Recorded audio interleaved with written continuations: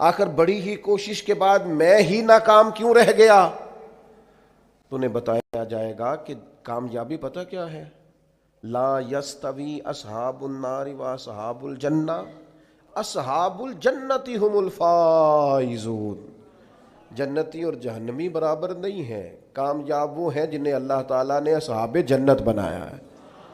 جو جنتی ہیں وہ کامیاب ہیں، جس کو اپنی آخرت کے تعلق سے اللہ تعالیٰ نے فکر سلیم دی ہے، راہ ہدایت دی ہے، اعمال حسنہ پر استقامت دی، اور وہ سمجھتا ہے کہ میں محنت اپنی آخرت کو ٹھیک کرنے کے لیے کر رہا ہوں، جد و جہد میری اپنی قبر کے لیے، حشر کے لیے، آخرت کے لیے۔ آخرت پر جس بندے کی توجہ ہے وہ بندہ کامیاب ہے۔ اس لیے دنیا میں اگر دنیاوی طور پر کوئی ناکامی آ بھی جائے تو کوئی اتنی بڑی ناکامی نہیں ہے، اس لیے کہ اصل کامیابی آخرت کی کامیابی